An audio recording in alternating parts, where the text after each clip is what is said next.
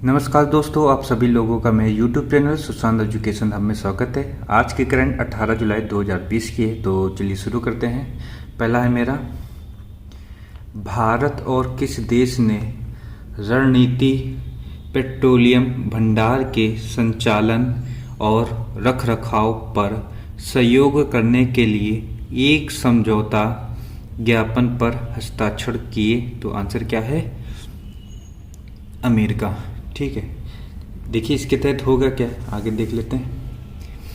केंद्रीय तेल मंत्री धर्मेंद्र प्रधान, याद रखिएगा तेल मंत्री कौन है? धर्मेंद्र प्रधान ने वीडियो कॉन्फ्रेंस के जरिए अमेरिकी ऊर्जा सचिव डेन ब्रोइलेट के साथ इस बैठक की अध्यक्षता की। ठीक है, इसके साथ ही जैव ऊर्जा, कृषि में नवीनीकरण ऊर्जा और कम उत्सर्जन के साथ उच्च दक्षता वाले कोयला प्रौद्योगिकों सहित विभिन्न क्षेत्रों में सहयोग बढ़ाने के लिए दोनों देशों के बीच समझौता ज्ञापन पर हस्ताक्षर किए गए। चलिए अगला देख लेते हैं। अंतर्राष्ट्रीय मंडेला डे कब मनाया जाता है? तो 18 जुलाई को। जान लेते हैं ये हैं कौन। नेल्सन मंडेला का जन्म 18 जुलाई 1918 को दक्षिण अफ्रीका में हुआ था। उनके सम्मान में यह दिवस मनाया जाता है। यूएन द्वारा 2009 में इस दिन को आधिकारिक रूप से घोषित किया गया था। मंडेला दक्षिण अफ्रीका के पहले अश्वेत राष्ट्रपति, ठीक है, नोबेल पुरस्कार विजेता और रंग भेद विरोधी महान व्यक्तित्व थे। ठीक है, चलिए अगला देख लेते हैं। YSR आरोग्य श्री योजना किस राज्य के द्वारा शुरू की गई है? ये शुरू नहीं की गई है, इस पे जो है सुधार किया गया है, तो आंध्र प्रदेश। ठीक है, वहां के मुख्यमंत्री कौन है? YS जगनमोहन रेड्डी हैं। ठीक है, आंध्र प्रदेश के मुख्यमंत्री डॉक्टर YS राजेश्वर रेड्डी ने इसे प्रारंभ किया था। कब किया था? 2007 में। ठीक है, अब इस योजना में जो है कुछ सुधार क्या किया वो देख लेते। इस योजना के तहत कैंसर के उपचार, कर्णावत प्रत्यारोपण सर्जरी को आरोग्य के दायरे में लाया गया है।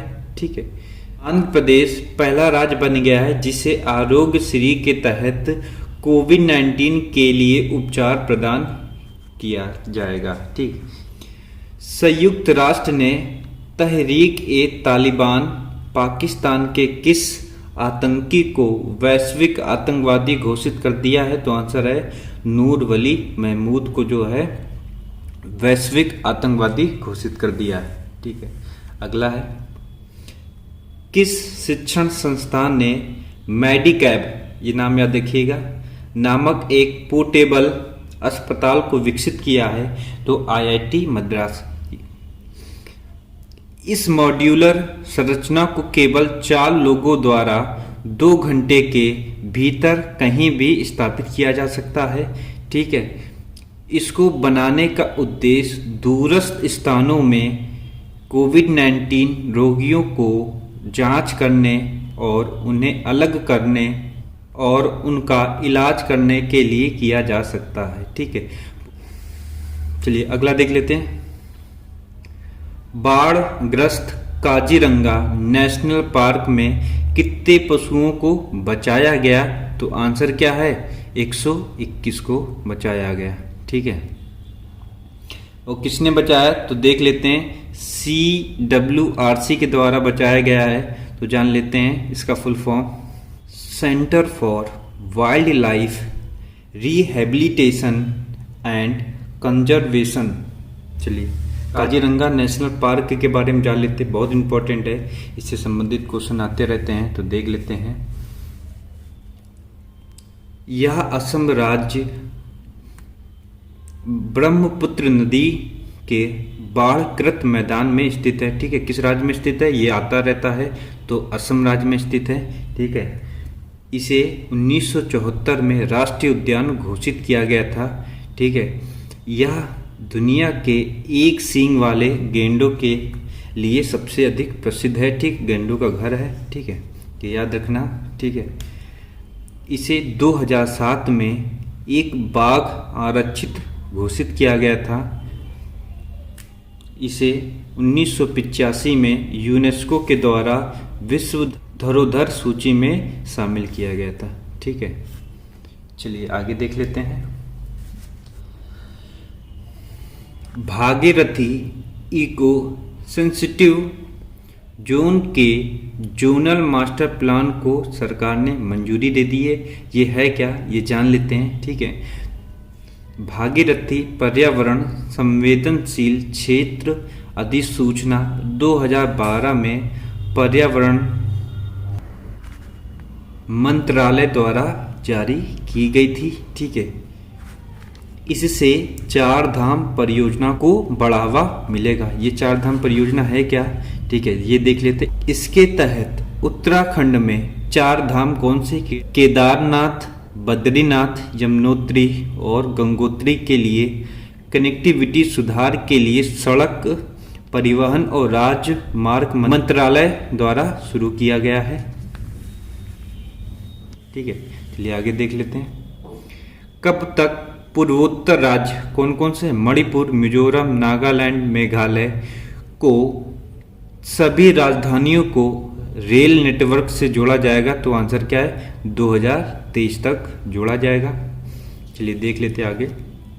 रेलवे बोर्ड के अध्यक्ष कौन है? वीके यादव ने यह घोषणा की है। ठीक है, अगला है, ये रेलवे की महत्वपूर्ण परियोजनाएं हैं। ठीक है, जो पिछले 5 वर्षों के दौरान रेलवे के एजेंडे में सबसे ऊपर है। ठीक है, यह एक कठिन परियोजना है क्योंकि इससे बड़ी संख्या में सुरंग और पुलों के निर्माण की आवश्यकता है। ठीक है, देश में मात्र मृत्यु अनुपात में कितने अंकों की गिरावट आई है? तो आंसर कितना है? 9 अंकों की आई है। 2015-17 में ये कितना था? 122 था, और 2016 और 18 में कितना हो गया? 113 हो गया। ठीक है, आगे देख लेते हैं। सबसे अधिक गिरावट किस राज्य में आई है? राजस्थान में आई है। कितने अंकों की आई है? 22 अंकों की गिरावट आई है। इसके लिए जननी शिशु सुरक्षा, ठीक है, जननी सुरक्षा योजना, प्रधानमंत्री सुरक्षित मातृ अभियान जैसी योजनाएं के द्वारा सुधार पाया गया है। ठीक है, अब जान लेते हैं मातृ मृत्यु होता क्या है।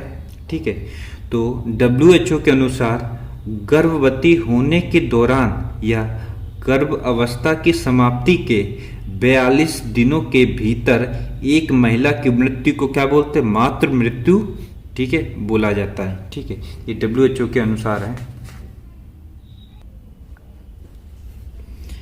नोएडा की एक टेक कंपनी HCL के चेयरमैन विश नाडर ने अपने पद से इस्तीफा दे दिया। उनकी जगह किसे चेयरमैन नियुक्त किया गया है? तो आंसर है रोशनी नाडर मल्होत्रा। ठीक है, ये शिव नाडर की पुत्री हैं। ठीक है, CL का फुल फॉर्म क्या है?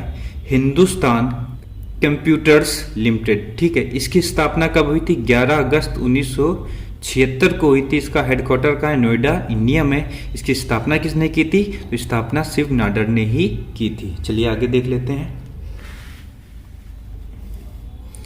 सेंसर टावर की रिपोर्ट के मुताबिक कौन सा कोविड-19 ट्रैकिंग ऐप विश्व में सबसे ज़्यादा डाउनलोड होने वाला ऐप बन गया है?